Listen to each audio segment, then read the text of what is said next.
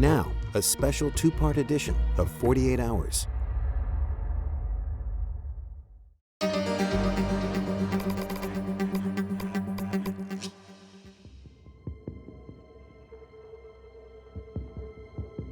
Murderers come in all shapes and sizes and ages.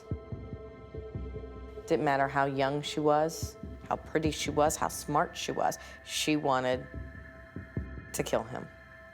She intended to kill him. Campbell County 911. Ma'am, I killed my boyfriend in self-defense.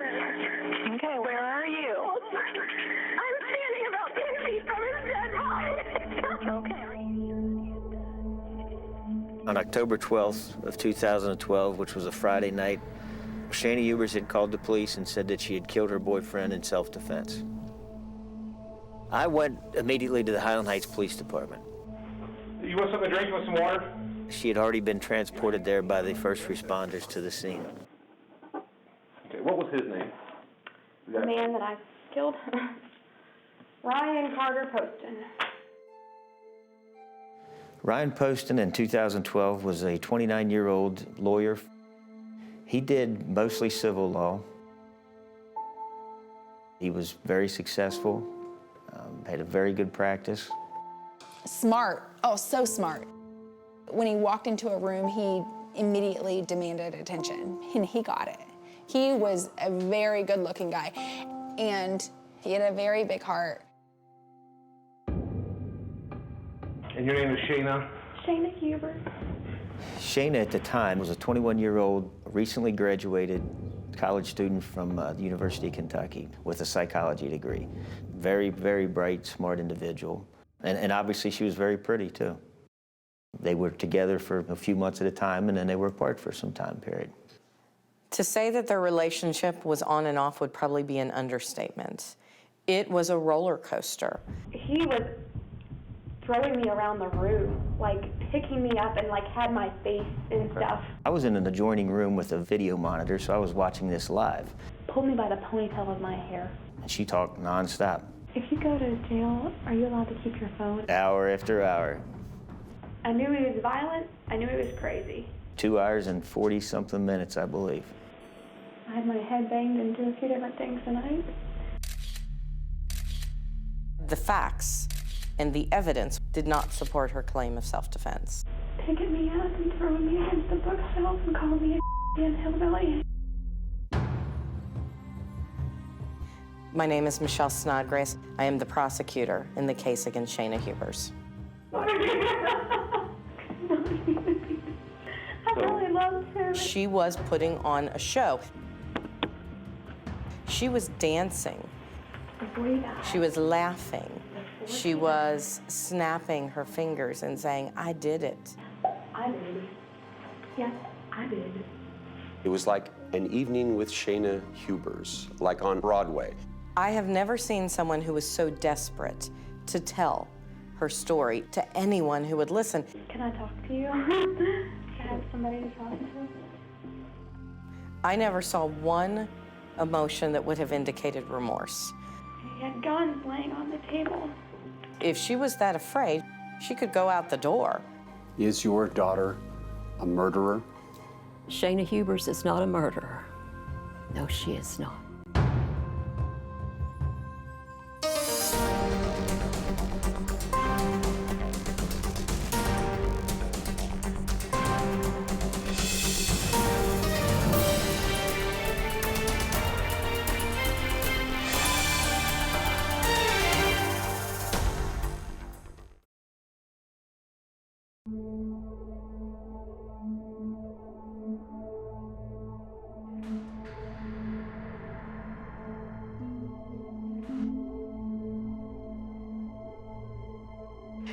Are you sure that he is dead? He's dead, ma'am. He's completely dead. Okay. I think about him every day. You don't think something like that is ever going to happen to someone you know. Matt Herron still struggles to make sense of what happened the night of October 12th, 2012, when his close friend Ryan Poston was killed. Is there something I could have done that could have prevented that? And I know a lot of people in his life had to have felt the same way. How did things spiral so out of control between Ryan and his girlfriend, Shayna Hubers, that she shot him to death, insisting it was to protect herself? What was lost when your friend was shot and killed? He's the type of person that you want in your life. Not just a friend, but a loving son, a protective, adoring older brother. He had 3 younger sisters that he absolutely adored. Ryan's family was close-knit, even though his parents divorced when he was little. He was extremely close to his father, Jay Poston. And when his mother remarried to Peter Carter, Ryan thought of him as a second father.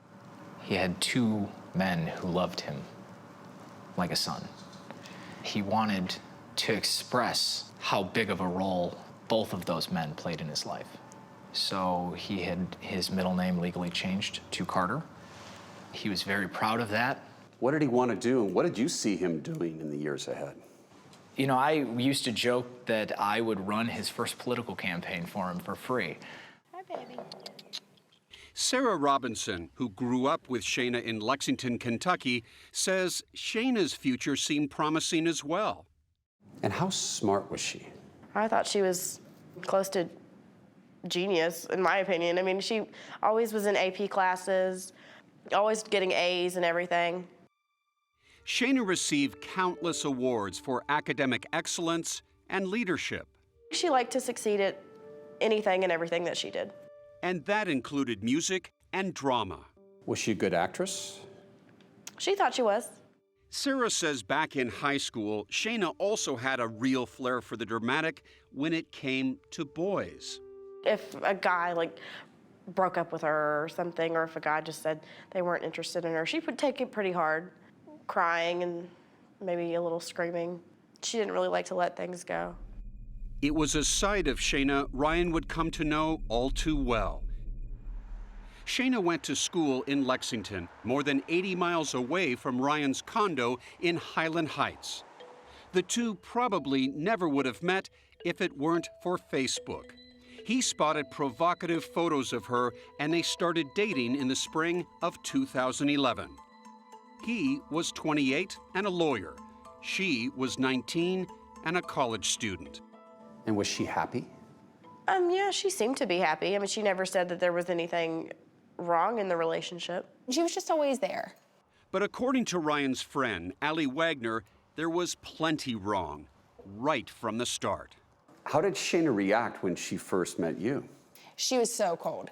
You could just immediately tell that she was just obsessed with him. I think she had a goal in the beginning to make him settle down with her, and when she wasn't becoming successful, that became a problem. He was very busy with work. He wasn't really looking for anyone. He had tried to end things a few times. But Ryan was having a tough time getting Shayna to let go. Shayna admitted in a text to a friend, "He says he's only with me because I make him feel so awful about it when I cry." He didn't want to hurt her feelings. Unfortunately, she just refused to take no for an answer. And so the two were on again, off again for 18 months. She would come by his place when she was in town. Just show up unannounced? Absolutely. As Shayna became more possessive, Ryan's exasperation and concern grew. In a text to his cousin, he wrote, "This is getting to be restraining order level crazy. She's shown up at my condo like 3 times and refuses to leave each time." He also complained about Shayna's obsessive behavior in a Facebook message to Allie. Literally, probably the craziest person I have ever met. She almost scares me. I wish I had said, if she scares you or if she's crazy, just walk away. Instead, he kept taking her back. I think he was playing mind games with her. Ryan's neighbor, Nikki Carnes, claims there's another side to this turbulent relationship. Shayna complained to her that Ryan was emotionally abusive. She would always tell me that he would say she needed a boob job or a facelift, and that she was fat, she needed to lose some weight. Why wouldn't she have left? I guess because she was young, and she always told me she loved him. She picked up his laundry, she did his laundry, she took his dog out, she went and bought him food. She did everything for him. Could there have been a Ryan that you didn't know? No. Someone that had a dark side? No. In the 10 years I knew him, never once raised his voice. He's always been the same. Super nerdy, super sweet. Ryan hoped Shayna had finally gotten the message when he told her he wasn't going to see her that weekend of October 12th, 2012. What he didn't tell her was that he had a date with a world-class beauty. Ohio! Audrey Bolte, Miss Ohio USA 2012, whom he also met on Facebook. But he did tell Allie, a former beauty pageant contestant herself, who knew Audrey. She's very beautiful, very personable, and all that kind of stuff. So Ryan was the perfect match for her. He was really excited to go. Ryan and Miss Ohio were supposed to meet at a bar that Friday night. But Shayna showed up at his condo, and Ryan never made it. He beat me and tried to carry me out of the house, and I came back in to get my things, and he was right in front of me, and he reached down and grabbed the gun, and I grabbed it out of his hand and pulled the trigger. And how long ago did you shoot him? I don't know, 10 or 15 minutes, not even that long. Like 10 or 15 minutes ago? Yeah. Someone shooting someone and then waiting 15 minutes to call. That in itself was bizarre. Lieutenant Dave Fornash and his partner were the first to arrive on the scene. I want you to go to your front door. I want you to open it up, walk outside the door with your hands in front of you. Okay, I will. In your We hands. instructed her to get on the ground. As I entered the apartment, I saw Ryan Poston's body on the floor in the dining room behind the dining room table.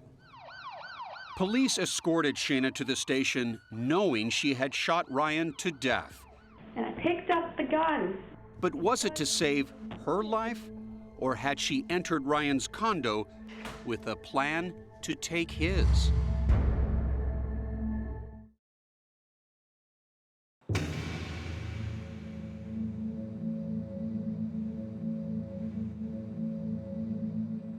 Even seasoned investigators could never have imagined what would unfold in the hours after Shayna Hubers killed Ryan Poston. It was crazy. You just wouldn't believe it. From the moment Lieutenant Dave Fornash brought her into that interrogation room, Shayna's behavior was bizarre. Do you smoke? I will, if I can. As he started to leave, she started making noise as if she was crying or trying to cry or wailing. I'm with you just a second. You're fine. As soon as he walked out of the room, she stopped immediately. Police Chief Bill Birkenhauer was immediately suspicious. Like a light switch. Exactly. And what are you thinking when you see that? Right off the bat, I'm thinking that she's, pretending. She wasn't crying. No tears came out of her eyes. Says you have the right to remain silent.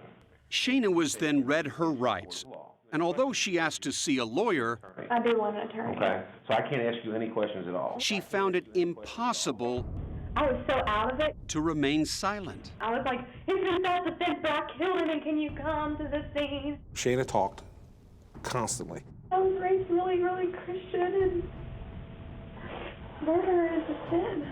It just seemed like she was constantly just babbling. You have very pretty teeth. Did you have orthodontia? She talked so much that the officers were wanting to leave the room. If I had to go to jail, can you shower there?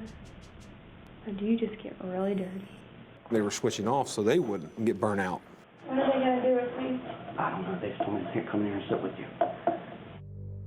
For almost 3 hours, Shayna told anyone who would listen about an alleged history of abuse by Ryan, He's pulled guns on me as jokes before. leading up to a fight in which she says she feared for her life. And I shot him in self-defense because he's done stuff before where I've hit my head on a headboard Okay. and could have died. But the more she talked, the more her words would come back to haunt her. This story never stayed the same. Beginning with exactly how Ryan's gun ended up in her hands. And he was screaming at me, telling me I was hillbilly, that he hates me. By all accounts, Ryan, who owns several guns and was licensed to carry, had a habit of placing his handgun on the dining room table after coming home from work. And I just picked up the gun, and in the middle of him doing something with his arm or saying something crazy, shot him. This time, she told police that she picked up the gun off the table while Ryan was yelling at her. But remember, Shayna had told the 911 operator a different story about wrestling the gun away from him. And he reached down and grabbed the gun, and I grabbed it out of his hand and pulled the trigger. But Shayna didn't stop at one bullet. As she described the final moments of Ryan's life, the details were beyond disturbing. And he was laying with his face on the table, like twitching. And so I knew he was going to die. I walked around the table.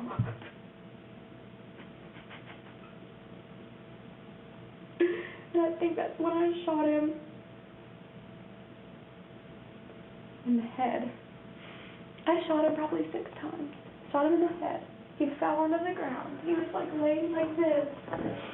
His glasses were still on. He was twitching some more. I shot him a couple more times just to make sure he was dead, because I didn't want to watch him die. She didn't say that she was worried about him suffering. She said that she couldn't stand to see that. That's why she finished him off. If someone's wounded on the ground, someone that you love, wouldn't you attempt to resuscitate, to save, rather than shoot him? Or call 911. Instead, Shayna admitted she waited at least 10 minutes to call for help. If we were to pause right now for 10 minutes, it would be interminable to this audience how long a period of time that is. And she's not calling 911. Why do you believe that's the case? If he was to live, then he would have a story to tell. He was helpless. Prosecutor Michelle Snodgrass. He laid there helpless, and she walked over and shot him again and again and again. That's not self-defense. I knew he was going to die or have a completely deformed face. He's very vain and wants to get a nose job. Just that kind of person. And I shot him right here. I gave him his nose job. He wanted. My jaw hit the floor, and I said to myself, did she really say that? And Shayna had plenty more to say. I did. Yes, I did. Even when Shayna wasn't speaking, her actions spoke volumes to the investigators who were watching from the other room. Not only did she dance and twirl,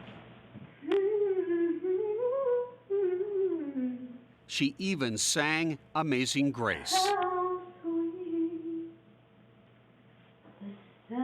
How do you respond to what we're looking at here is a woman in shock?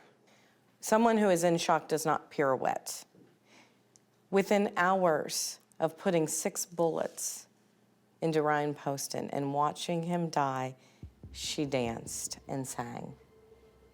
Here's what's going to happen right now, Shayna. Okay, with everything that we have, I'm gonna have to charge you with murder. Shayna Hubers was arrested for murder. What degree? Murder. There's no degree. Ryan had been shot 6 times. Pretty much every side of his body he'd been shot at. Doesn't that fit someone who fears for her life at that moment, that she's being attacked, that she has to use excessive force to put down the threat? It more likely indicates somebody who's very angry. The investigation was far from over. Shayna claims Ryan had a dangerous temper, and she can prove it.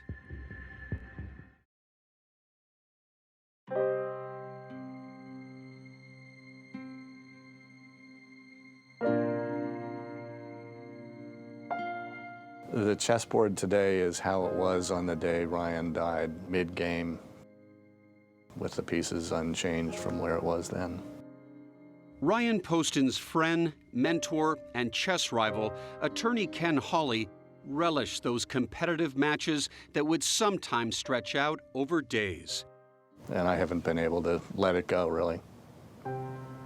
But now, that chessboard sits in his office, frozen in place, a metaphor for a life cut short. When somebody is erased at an early age like that, what has the world lost by not having the benefit of what they would have come to be? Ken and his legal assistant, Lori Zimmerman, had offices in the same building as Ryan. They witnessed Shayna's obsessive behavior and the toll it took on him.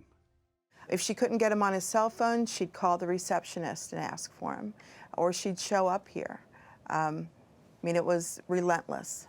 She would text him 50 to 100 times a day. She would just wear him down and exhaust him to the point where he would say, "Okay, Shayna," and he just kept doing the easy thing, which was staying with her.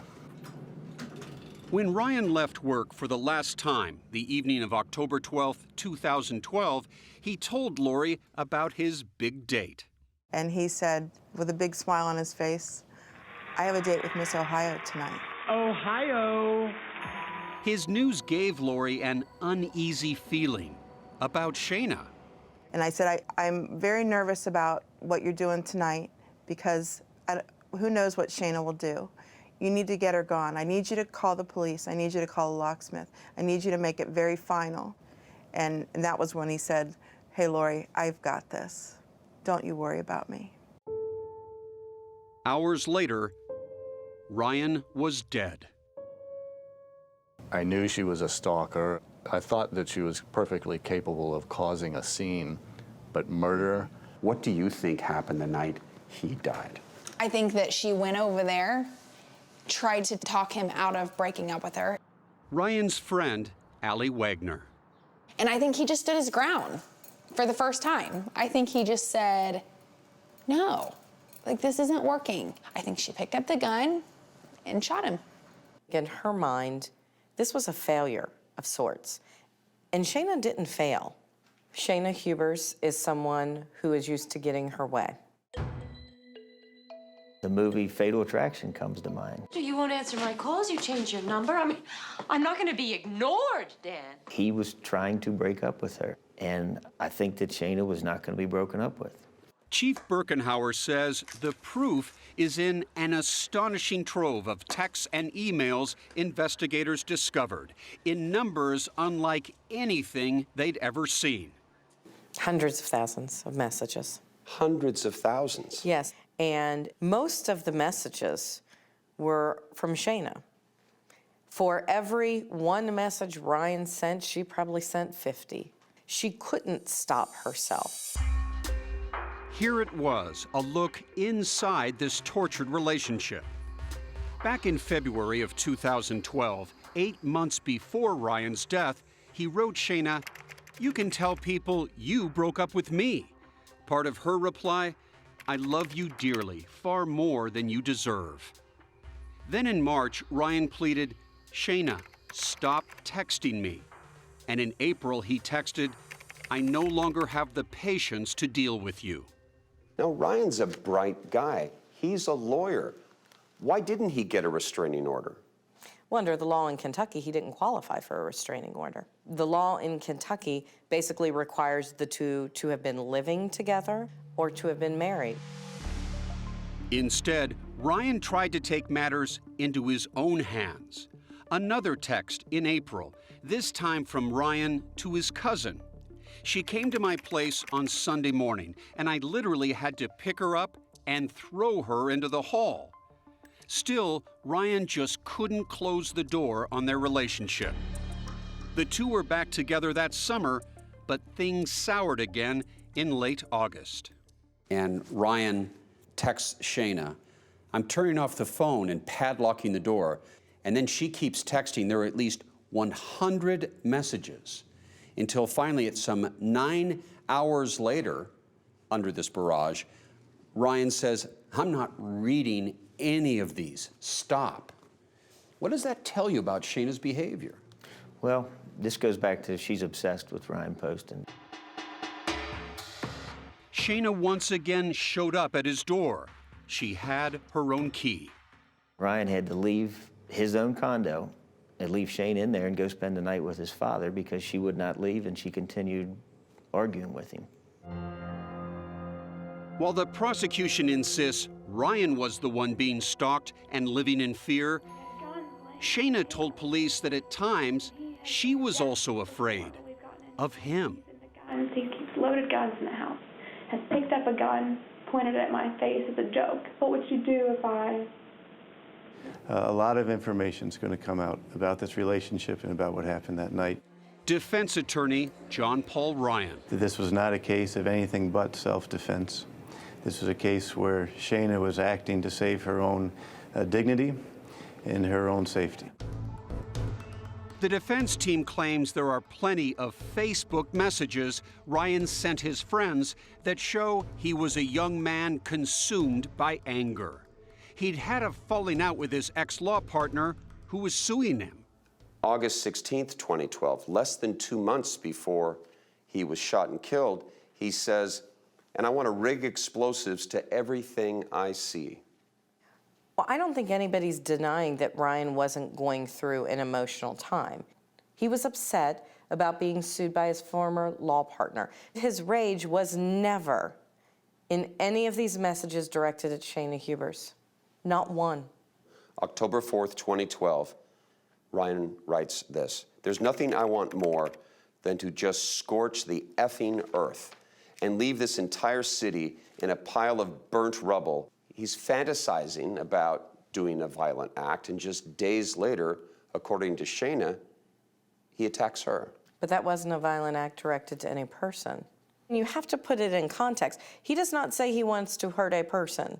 Pressure is building up. He's got a girlfriend that won't let go. He finally snaps. Why shouldn't we believe that? There's no evidence at the crime scene to indicate that Ryan Poston went after Shayna Hubers. Nothing was knocked over. No signs of a struggle. None. Are you buying this notion of self-defense at all? Not one bit. Not one bit. These photos of Shayna taken after her arrest show some light bruising. But police still insist there's no evidence of a life or death struggle. Now, the young woman suspected of cold-blooded murder heads to court to ask a judge to let her out of jail.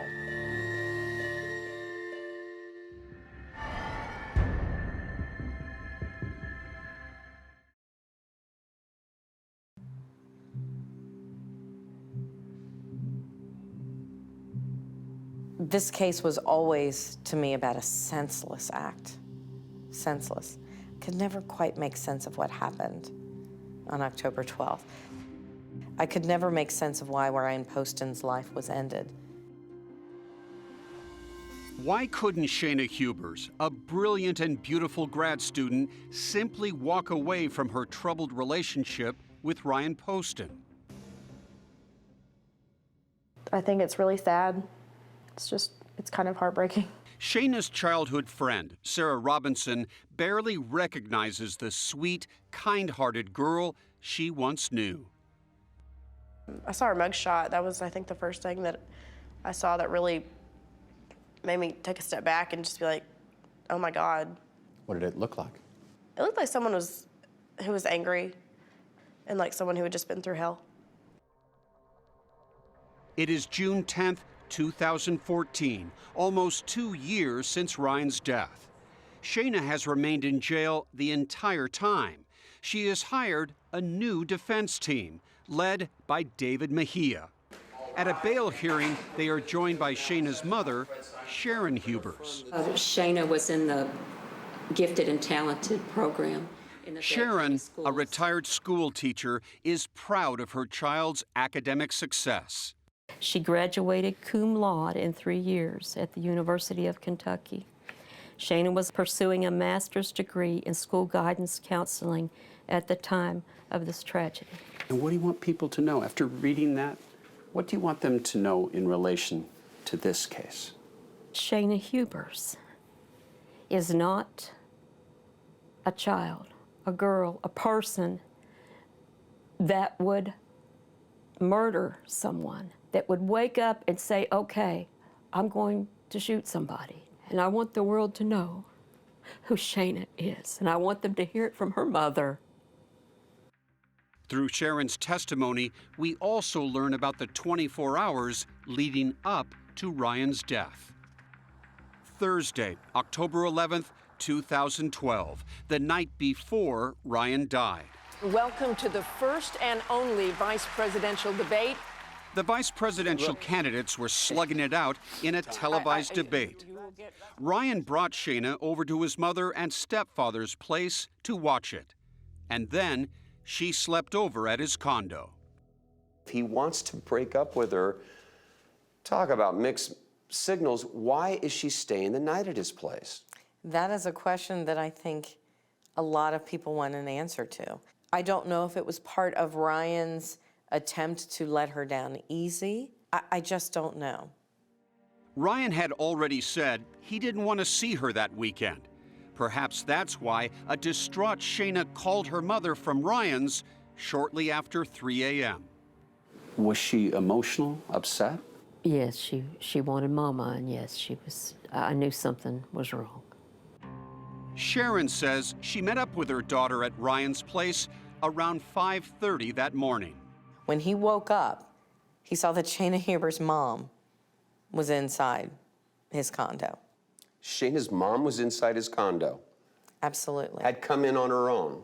In the middle of the night, had driven from Lexington to sit with her daughter. She wanted to lay on the couch and put her feet in my lap, and she did. Shayna's relationship with her mother, what was that like? I think she was very close to her mom. I think her mom, for a good portion of her life, could have very well been her best friend. That child has been a blessing to me.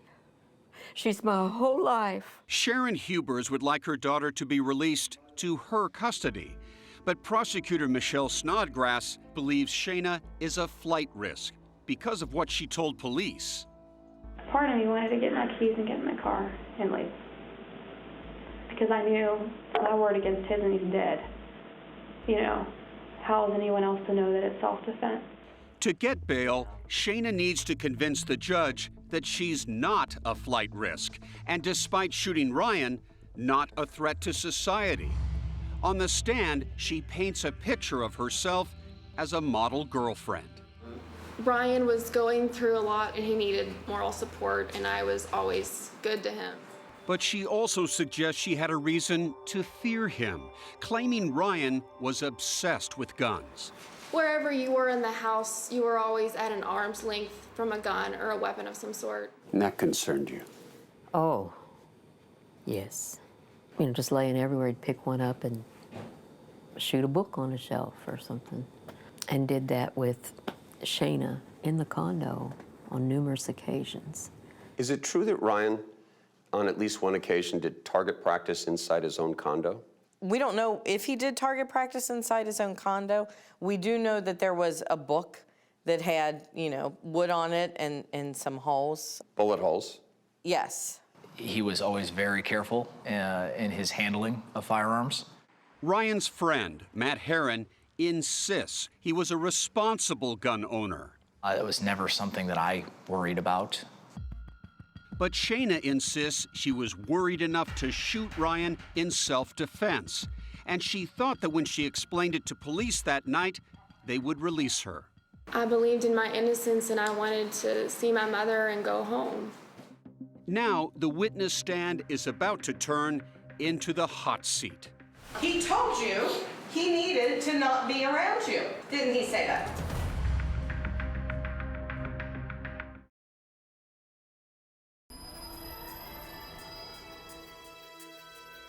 Ryan Poston's volatile relationship with Shayna Hubers had become a house of mirrors. Nothing was as it appeared. His friend Lori Zimmerman says that while the couple appeared to have reconciled in the weeks before his death, their romance was rocky. He wasn't happy about dating Shayna Hubers again. From the very start, he was working to not date Shayna Hubers anymore. Ryan's neighbor, Nikki Carnes, says from what she witnessed in the months leading up to Ryan's death, the relationship was toxic. I was awoken out of my sleep by some screaming and yelling outside, and they were arguing. This is something that was happened quite often. Was this a nasty argument? Yeah. Everyone has a breaking point. Had Ryan reached his? I think Shayna reached hers. Prosecutor Michelle Snodgrass believes rejection and rage sent Shayna over the edge. Snodgrass confronts her about Ryan's repeated attempts to break up with her. Did he invite you over? Which night? Well, let's say the night you put 6 bullets in him. How about that night? Did he invite you over that night? They'd broken up time and time again and gotten back together. Why did she get violent this time? That's a good question. I think that she believed it was over for good, and she wasn't going to have that. The fireworks continue at the bail hearing over Shayna's different accounts of how Ryan's gun ended up in her hands. You told 911 that you had to grab the gun out of Mr. Poston's hand. Is that correct? I did say that. But you told the police something different, didn't you? It was a handgun that I used. The gun was this big. I picked it up off the table. I did have to release the suit. I did. I remember it now. I can see it in my mind. This is a 6-hour P238 .380 caliber semi-automatic handgun. This is the weapon that was used in the shooting of Ryan Poston.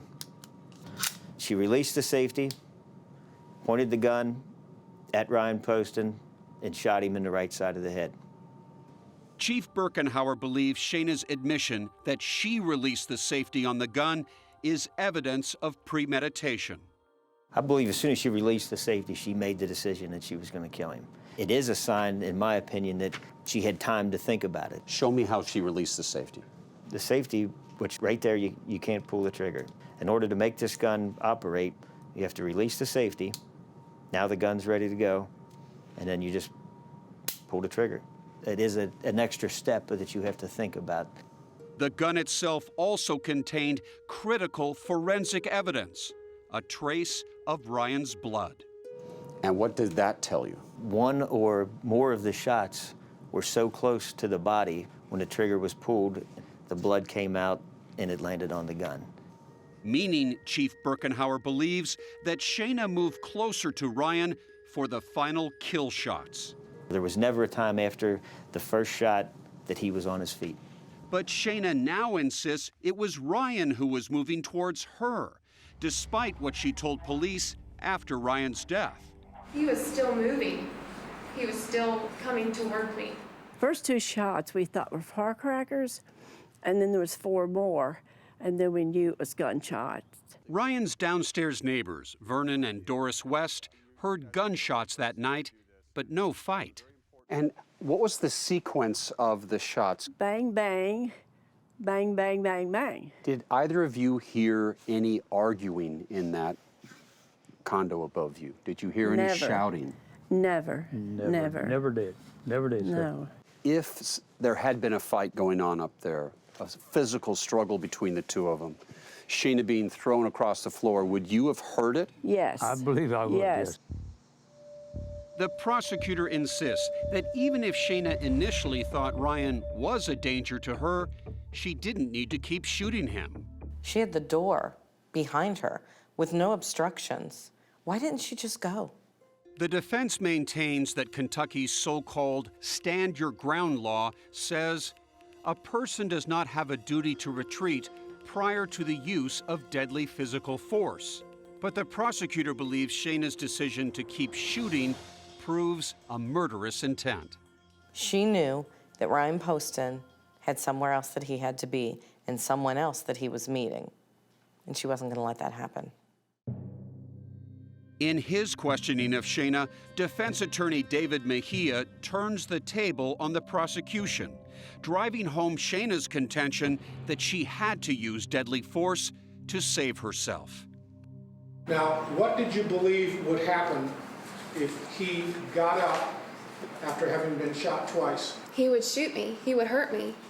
As you well know, Shayna has been portrayed as strangely obsessive, a liar, a murderer. It's been horrible. She grew up in the church. She's not a murderer. The word evil has been used to describe your daughter. She's far from evil. Shayna has a heart of gold. She's like her mommy, a loving spirit. That's what I want the world to know. In the end, Judge Fred Stein sets bail at $1.5 million, too much for Shayna's parents to afford. Now, as the case heads to trial, how will the defense team overcome the one witness who could destroy any claims of self-defense? That witness, the twirling, singing, loquacious Shayna Hubers. If you go to jail, are you allowed to keep your phone?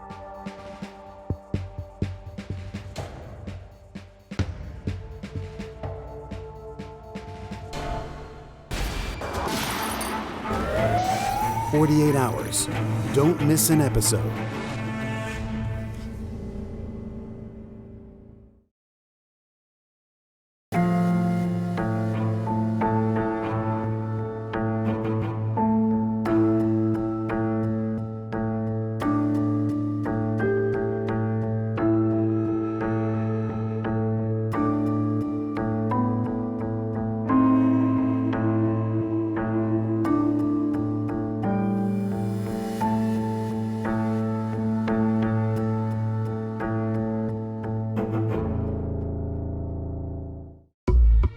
This special two-part edition of 48 Hours continues.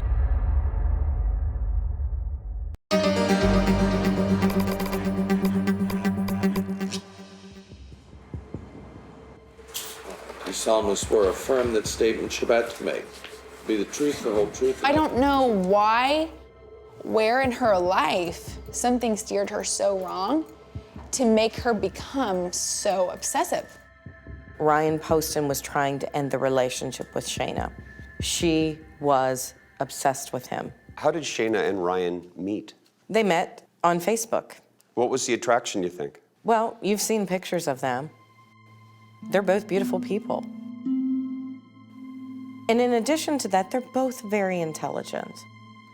He was a young lawyer who had a great practice that was starting. He was kind, and he was compassionate.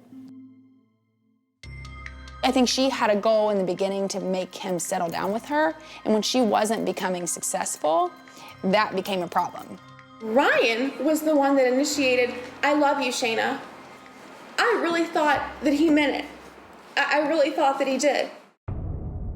She wouldn't stop texting him, obsessively texting him, and he would not respond, except to say, "If you do not stop, I'm turning off my phone. And in fact, I'm going to padlock my door." She showed up unannounced all the time. Ryan said that Shayna was restraining order crazy.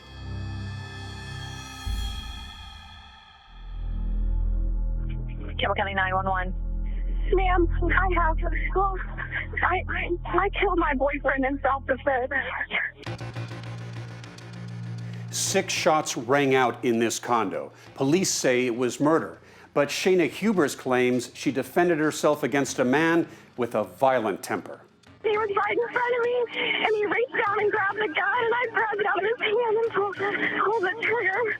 Ryan didn't beat on me every day, but he did put hands on me a handful of times.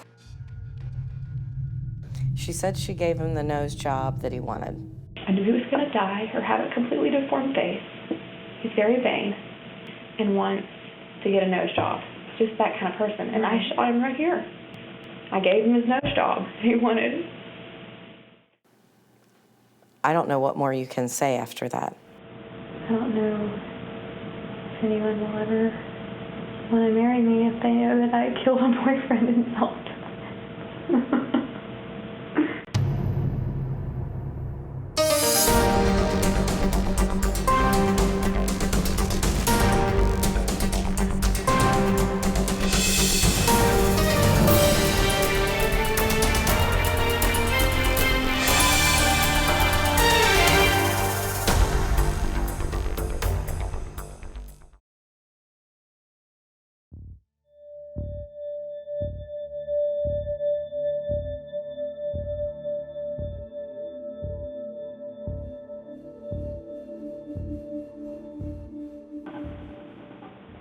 what was his name?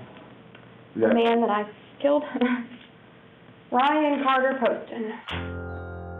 In April 2015, 2.5 years after Shayna Huber's gunned down her on-again, off-again boyfriend, Ryan Poston, her trial is set to begin. Central to both the prosecution and the defense will be what Shayna told police. And I just picked up the gun, and in the middle of him doing something with his arm or saying something crazy, shot him. Shayna claims she shot Ryan in self-defense during a heated confrontation at his condo. Prosecutor Michelle Snodgrass contends that the only person whose life was in danger on October 12, 2012 was Ryan Poston. I think in the midst of that, my love turned to hate. My love turned to hate. I think at that point in time, we knew what Shayna Hubers was thinking. And it certainly wasn't that she needed to act out of fear. She acted out of hate. Prosecutors say trouble had been brewing long before that tragic day. Ryan's cousin, Carissa Carlisle, who was also Shayna's friend, testified about the tumultuous relationship. He said to me, this is getting to be restraining order level crazy. I'm not kidding. You need to talk to her. She needs help. And I say that without exaggeration. She just really needs help. What did you learn about Shayna's personality? The word obsessive is a good word for her. An obsession that Police Chief Bill Birkenhauer says can be seen in the thousands of text messages Shayna sent Ryan. We know from text messages back and forth that when Ryan would end it, sometimes Shayna would just show back up and not leave. Refuse to leave? Yes, refuse to leave. By the fall of 2012, investigators believe Shayna was nearing a breaking point. 11 days before the shooting, Shayna sent a friend an ominous text. She says when she goes to the shooting range with Ryan tonight, she wants to turn around, shoot and kill him, and play like it's an accident. Shayna texted similar disturbing comments to another friend and sent a gun-toting picture. She was already making a plan to make sure Ryan did not leave her. The state believes Shayna confronted him at his condo because Ryan had told her he didn't want to see her that weekend. Although investigators don't doubt an argument took place, they saw no evidence of the violent struggle Shayna had described. He was throwing me around the room, like picking me up and like had my face and stuff. Shayna claimed Ryan had also thrown her against this bookshelf. As you can see, this bookcase is covered with items that would have shifted, that would have been in a different position. A number of pipes along that shelf, some bullets on this shelf. And if you look at this photograph that shows a little bit of a closer angle, none of them are disturbed. But what really made investigators skeptical about Shayna's story I know what happened. was her claim that at one point during their clash, Ryan had locked himself in his bedroom. So what was Miss Huber's Googling how to do it? She first Googled how to unlock a house door with a bobby pin. That was a Google search. She found a way to unlock his bedroom door and get in there. By now, the argument had moved into the dining room, with Ryan on one side of the table and Shayna standing on the other side. Ryan's loaded handgun was on the table. He was screaming at me, telling me I was hillbilly, that he hates me, that he hates my speaking voice, I hate everything about you. The jury would hear Shayna's own account of the shooting. And he had his hand on the table, and he wasn't completely standing up. He was like this. He was sitting, he was enough that when I shot him, he went like this. Literally. That's when I knew he was dead. Or close to it, and twitching. Despite Shayna's description that Ryan was nearly dead after the first shot, she went on to shoot him 5 more times. But the defense maintains Ryan was still a threat. He was moving when these shots were fired. The prosecution doesn't buy it, and they say they have the science to prove it. All right, have a seat. Forensic expert Howard Ryan testifies that Shayna's first shot was to Ryan Poston's head, a significant fact because there was no blood on the front of his shirt. If he was in an upright position, the gravity would have brought it down, straight down the shirt and through the pants, from the bottom of the shirt to the pants. Using the very blood-stained table taken from Ryan Poston's condo, how do you think this went down? Snodgrass demonstrates why investigators are convinced that Ryan was sitting and never stood up after the first shot. When she shoots him in the right forehead, at that point in time, his head goes down on the table. As you can see, this exposes the upper portion of his right back, which we believe was the second shot. At that same time as well, his right arm is dangling, which again opens up the area where the third shot occurred, which was under his right arm. And where's his body going? And then at that point in time, Ryan starts to fall out of the chair. He ultimately ends up laying on the floor. While Ryan was down on the floor, Snodgrass says Shayna then finished him off. He was helpless. That's not self-defense. And raise your right. To bolster their case, the prosecution calls 3 jailhouse informants who befriended Shayna behind bars. Are you a convicted felon? Yes. Yes, I am. Yes, I am. The women, who have a history of drug abuse and multiple arrests, say they came forward because Shayna had shown no remorse. They deny receiving any special treatment for their testimony. And what did she say had really happened? What really happened? That she was the aggressor in the fight. She said she was going to plead insanity, but then she said that she was too smart because she has an IQ of Einstein, and so she was going to plead the wife battered syndrome. Okay. And say that he beat her. I see no remorse. She played more the victim role. According to this last informant, Shayna knew that Ryan had a date with this woman. Ohio! Former Miss Ohio USA, Audrey Bolte. We were going to meet at a local bar and grab a few drinks and play pool and just have a low-key fun time. Shayna Huber strongly denies she knew about the planned date. As the state's case winds down, Ryan's parents tell the jury of their profound loss. Ryan was my world. When people would ask me about my child, I wouldn't say that he was beautiful, even though he was, or he was brilliant, even though he was. I would say my son has a kind heart. I can tell you one thing. I was the luckiest woman on earth for 30 years. But the defense is about to turn the tables on the prosecution.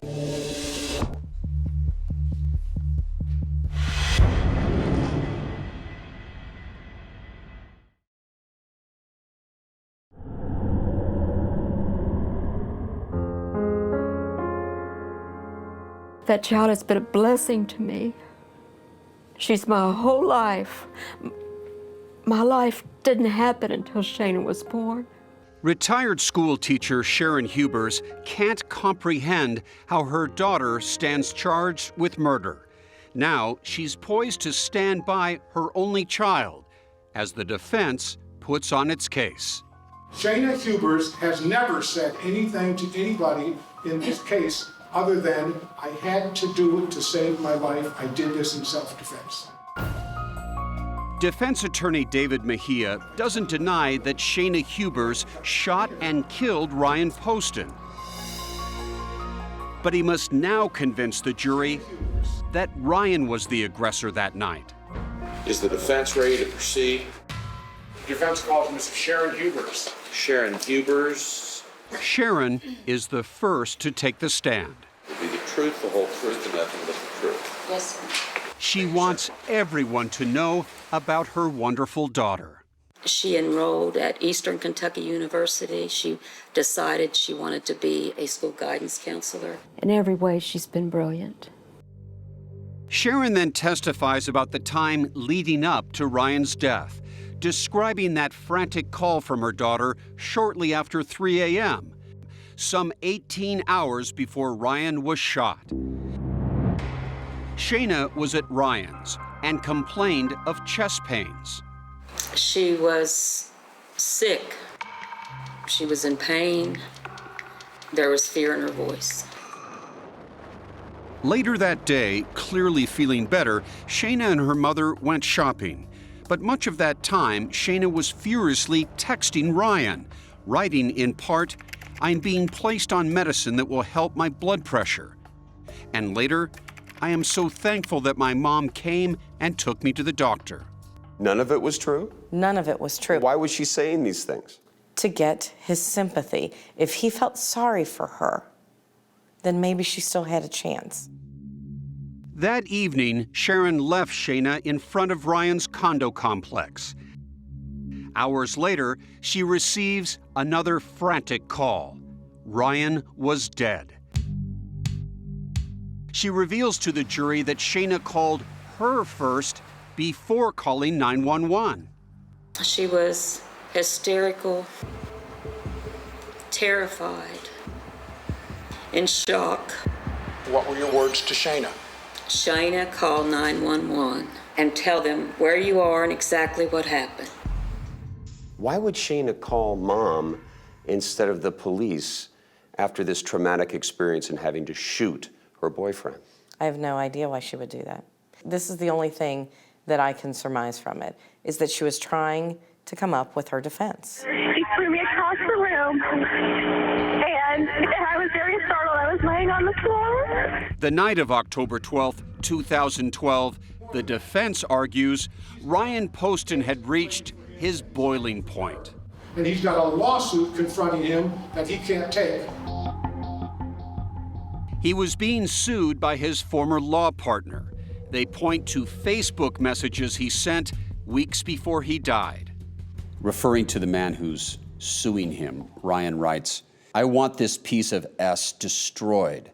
Bury him neck deep at low tide. Throw darts at his head." That's a threat. I don't know if it's a threat or if it's a comment about his dislike for the individual that he's talking about. The defense maintains these messages show Ryan had a dangerous temper, fueled by drugs he was prescribed. 8 months before his murder, he wrote to a friend, "The stuff they put me on fills me with rage from what I can tell." And he was taking some pretty strong drugs. Ryan's friend, Allie Wagner, says Ryan had turned to the drugs to cope with the stress of the lawsuit. He said, "I'm taking Adderall to wake up and I'm taking Xanax to go to bed." But she insists he was still the same guy she met 10 years earlier. He was still normal. I mean, I saw him the day before he died, and he was fine. All right, would you call your witness, please? Dr. Saeed Jortani. Saeed Jortani. Now, a toxicologist takes the stand. Sir, if you would have a seat. Who says the mixing of those prescription drugs could have frightening effects. What these drugs do, they basically cause incidents of behavioral discontrol and hostile outbursts. The defense contends Ryan snapped, attacking Shayna. And then this look came out of his eyes. It was like capable of anything. And he takes, I think I told you, he takes like a lot of drugs. Mejia reminds jurors what he believes happened, that Ryan Poston was standing and moving when Shayna shot him 6 times. Even Shayna's own words do not support the theory that was presented in court. She never said that he was standing. I walked around the table.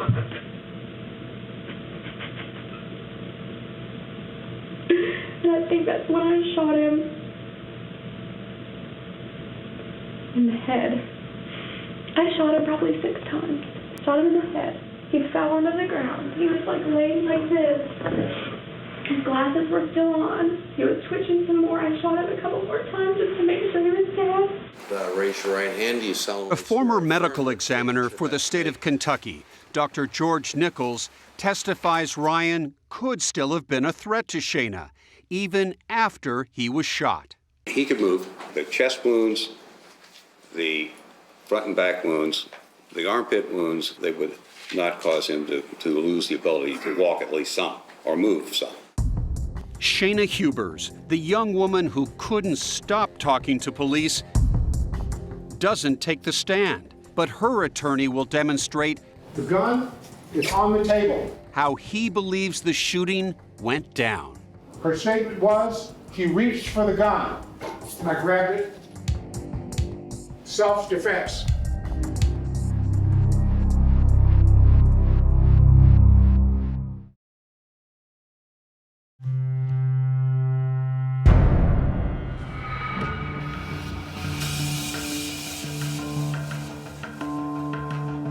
As closing arguments begin, defense attorney David Mejia mocks the prosecution's claim that Shayna Hubers' obsession led to Ryan's murder.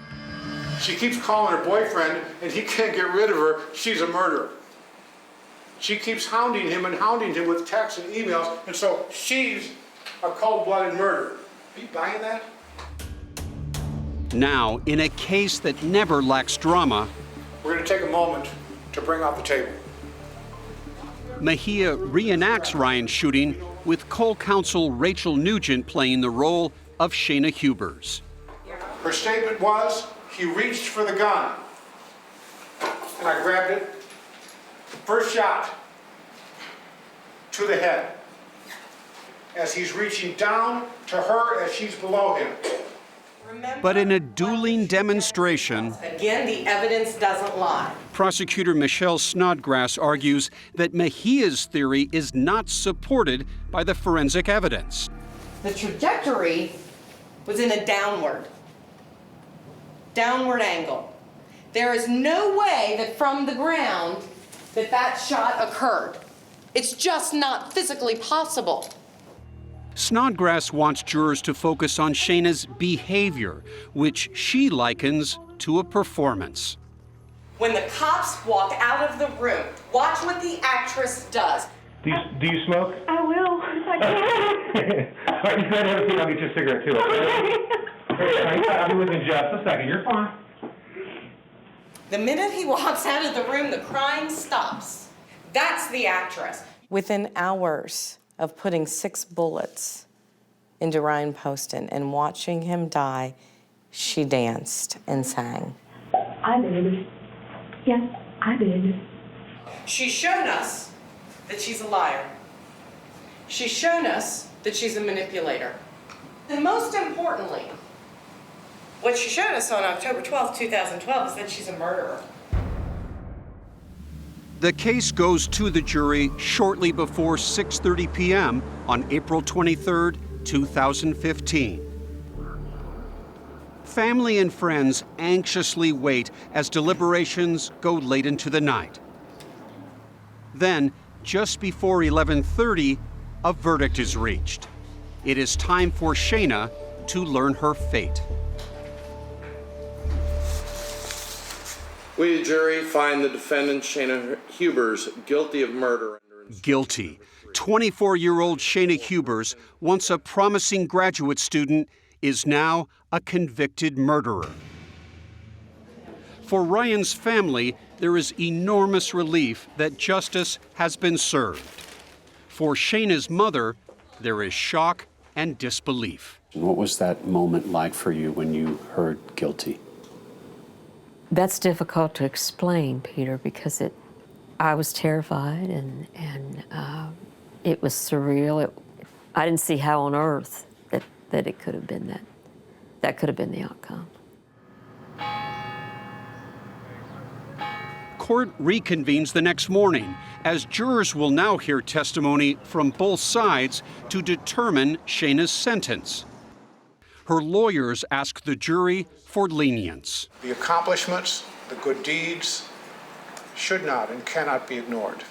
All right, Ms. Carter, would you raise your right hand? Katie Carter, one of Ryan's sisters, takes the stand to share her heartache. He made us complete. And without him, there is always a chair that's going to be empty. He will never be able to get married. He'll never be able to have kids. he will never be able to have all the things that he deserved to have in his life. It takes the jury only about an hour to make its recommendation. We, the jury, fix the defendant Shayna Huber's punishment for the offense of murder at 40 years confinement in the penitentiary. 40 years. The judge will later decide whether to accept the jury's suggested sentence. For Ryan's parents, it doesn't ease the pain of their loss. It's a shallow victory. Our son is dead. I'm so sorry. Never for 1 second did we ever think that there was any physical violence from a young man who had a kind and gentle heart. 3 months later, they are back in court for a hearing. We are here on a number of issues, folks. The defense wants a shorter sentence for Shayna, so they're trying to prove that she was a victim of domestic violence at the hands of Ryan. That would make her eligible for parole after serving 8 years. But first, under Kentucky law, the defense must prove the two lived together despite what she told police. I don't live with him. Okay, is that his address? That's his place. Okay, what's your address, sweetheart? Shayna had an apartment in Lexington, more than 80 miles away. Now she takes the stand, trying to convince the judge she was Ryan's live-in girlfriend by reading texts the two sent each other. Shayna says, "I'm gonna fry boneless chicken breasts for dinner. Does that sound good?" Ryan says, "That sounds good." But the prosecutor confronts Shayna with evidence that she was also seeing other men. Were you with 10 other men during this whole time that we're talking about? 2012, 10 different men. How are you saying, was I with them? Like, are you saying was I friends with them? If Did I I can sleep with them? approach, you slept with 10 different men during 2012. In answer to your question, sure, I may have slept with 10 guys in 2012, but I don't see how that's relevant to any of the. The judge finds that Shayna and Ryan were not domestic partners. It's now up to the judge to issue his final sentence, and the defense will make one last desperate call for mercy.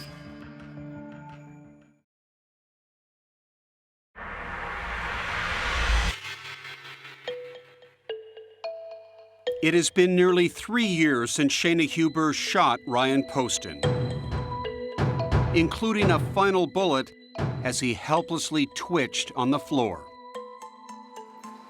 All right, how many witnesses do each side propose for sentencing? Now, at her sentencing hearing, her defense team wants to make sure the judge hears about Ryan's alleged history of aggressive behavior. Raise your right hand. Do you solemnly swear or affirm that the statement you're about to make will be the truth, the whole truth, nothing but the truth? Did she ever approach you and discuss with you any acts of violence between her and Ryan? Yes. In a story not told at trial, They were out there arguing. Ryan's neighbor, Nikki Carnes, says a few months before the murder, Shayna came to her in tears. She had came to my door crying, and her arm, probably from like here to here, she had a big red mark on her arm. She said that Ryan had slammed her arm in the door and threw her on the floor in the hallway. And when she told you this story, what did you see on her face? She was clearly upset. There were handprints on her arm. But Shayna's cellmate, Holly Nivens, testified at trial that Shayna made the whole thing up. She would purposely pull her arms up so the neighbors would see bruises on her arms. Did she say how the bruises got there? She inflicted them. I'm sorry. She inflicted them on herself. And sir, I'll remind you, you're still under oath, all right? Defense expert psychologist Ed Connor, who evaluated Shayna, diagnosed her with narcissism and low self-esteem. I think Shayna was a person who had extreme difficulty with rejection and tolerating it. Anything else? Let's call Shayna Hubers. Ms. Hubers, come forward, please. Now it's up to Shayna to convince the judge that somehow she deserves sympathy. It's sad when someone pushes you away and pulls you back in and pushes you away and pulls you back in. There were times when he had my head going 10 different directions to where I didn't even know if that was my boyfriend or not, or what he was to me. Shayna seems filled with resentment. I feel like I was led on. I feel like I was manipulated, used, and abused. And no, Ryan didn't beat on me every day. I'm not gonna sit up here and exaggerate and lie and say that he did, but he did put hands on me a handful of times. And I guess we're just so... Prosecutor Michelle Snodgrass circles back to what she believes is at the heart of this case: rejection. Isn't it true that you sat here and you heard Dr. Connor say that you do not take rejection well? Dr. Connor did say that I don't take rejection. You were rejected. Whether it had been earlier in the day when Ryan told you, I don't want to see you, whether it was the other times where he said, you know, we're done, this is it, no more, I need space. You were rejected by him, not just once, but many times. If I killed Ryan over rejection, he would have been dead almost 2 years prior. I asked you if you were rejected by him. Sure, I've been rejected. I've been rejected. Nothing further, Your Honor. But if that were motive, there'd be a graveyard Nothing full of further, men. Your Honor. All right. Did Shayna's plan to persuade the court to be lenient backfire? I've never claimed to be perfect. As court reconvenes, she offers an apology for the first time. And I'm sorry to my family, and I'm sorry to my friends for letting them down. I am sorry for the money that my parents have had to spend on attorneys. But the young woman who is diagnosed a narcissist never apologizes to Ryan's family. Instead, she talks about herself. I do want to help people. I do want to be something better, and I do want to continue to grow and learn, and I just don't think that a 40-year sentence will help me. I don't think it would benefit me any. I don't think that it would rehabilitate me any. Now it's Judge Fred Stein's turn to speak. And he has some choice words for Shayna. What I think happened in that apartment was little more than cold-blooded murder. It's probably as cold-blooded an act as I've been associated with in the criminal justice system in the 30-plus years I've been in it. He upholds the jury's recommended sentence of 40 years.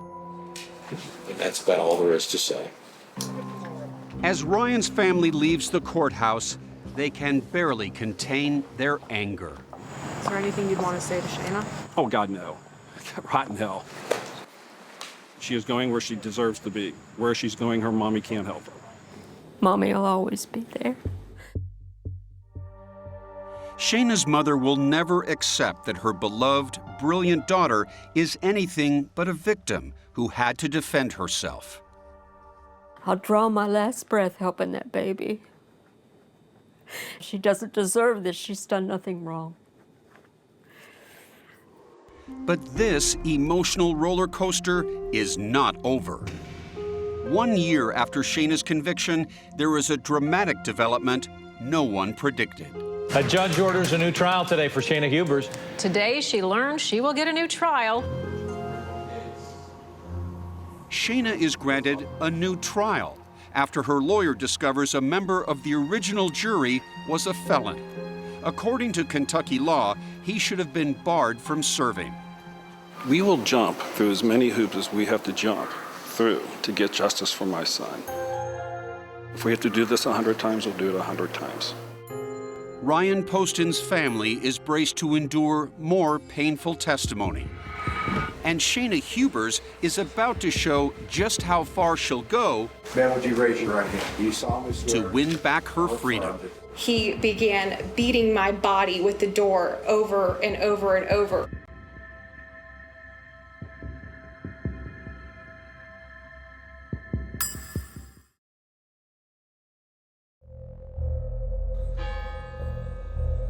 The Campbell County Grand Jury charges that Shayna Hubers' second trial begins on August 14th, 2018, almost 6 years after Ryan Poston's death. the defendant committed the offense of murder. A lot has changed. Shayna is now 27 and married.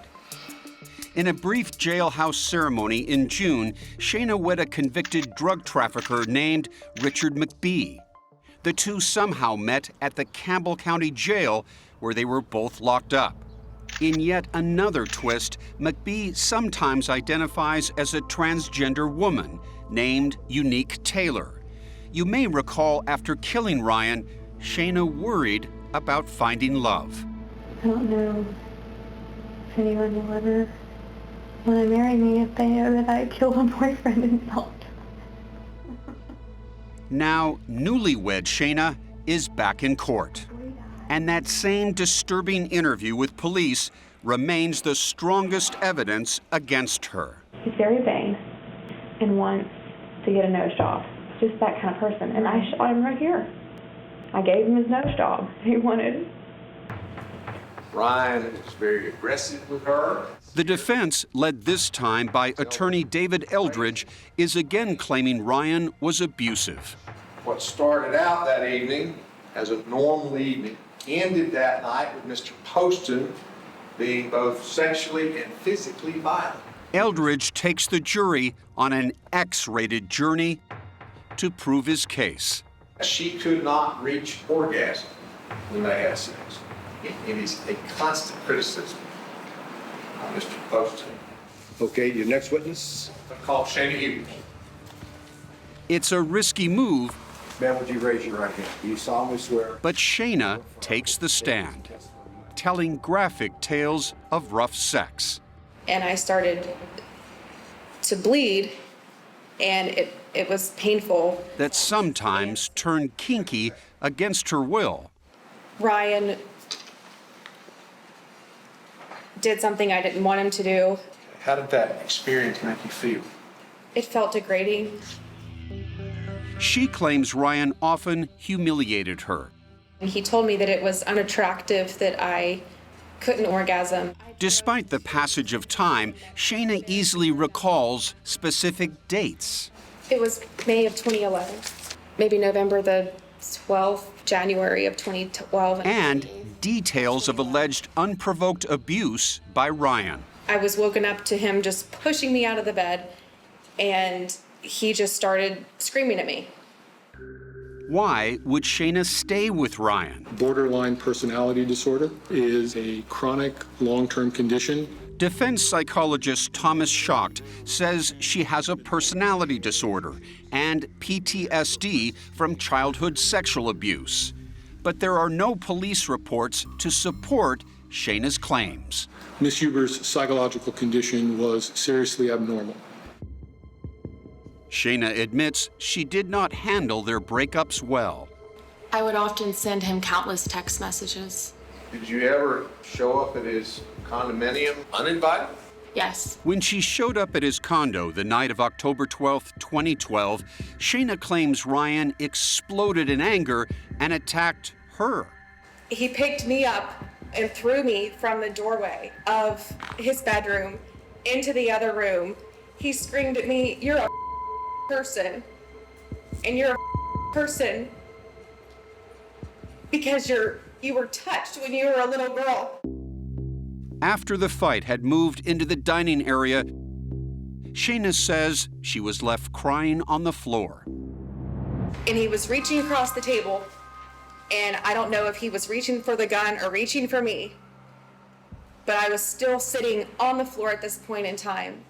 And I got up off the floor, and I grabbed the gun, and I shot him. It's not the same story Shayna told when she called 911. And he reached down and grabbed the gun, and I grabbed it out of his hand and pulled the trigger. Prosecutor Michelle Snodgrass pounces. So we can make sure we get this right. Your story was different. After all these years, I really don't remember the 911 call. But you remember every other detail? Every other detail of relationship that started in 2011. Snodgrass confronts Shayna with other inconsistencies. And in fact, you oftentimes described Ryan to your friends as being calm, didn't you? Ryan could be calm at times. You told him that he was patient and kind. Ryan was sometimes patient, kind, and nice, yes. Sometimes he wasn't. You want to tell the jury what you told your friend about? She points out Shayna was a willing participant in the kinky sex. Isn't it true that you told multiple friends how it was the best sex of your life? I'm sure I said that. The way he looked at you was unreal. You said that. I'll take your word for it. I don't remember it, but yes. I shot him probably 6 times. And Snodgrass reminds Shayna of what she told police after pumping 6 bullets into Ryan. He was twitching some more. I shot him a couple more times just to make sure he was dead, because I didn't want to watch him die. And you told officers that it was too painful for you. I said that. To sit and watch him twitch. Now, 6 years later, that story has changed as well. I also, when I first shot him, wasn't sure where the shots had entered or if I had just made him more angry. Ladies and gentlemen, the respective parties have rested their cases. The jury deliberates for nearly 5 hours, and then We, the jury, find the defendant, Shayna Hubers, guilty of murder.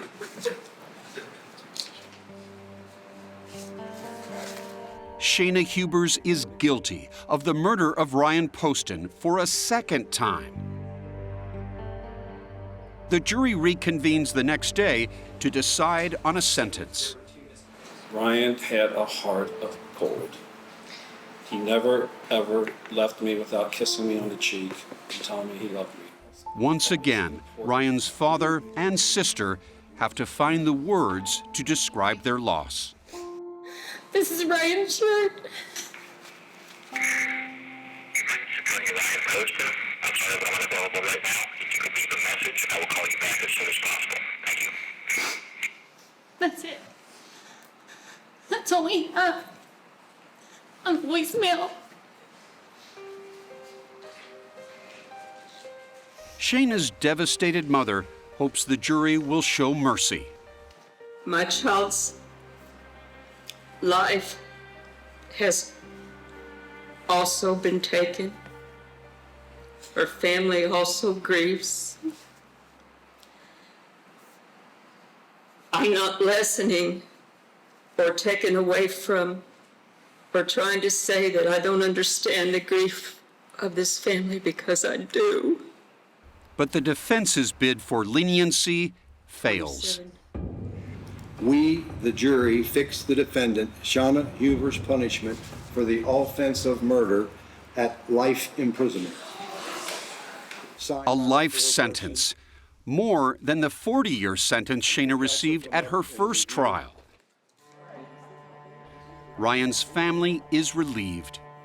This is justice. This is justice from the system. There's never closure. There will never be closure. He'll never walk through that door again. No. And they will always wonder about what might have been. I will forever miss the possibilities. We will never know the incredible possibilities that Ryan Poston would have given to this earth. He was a tremendously gifted young man.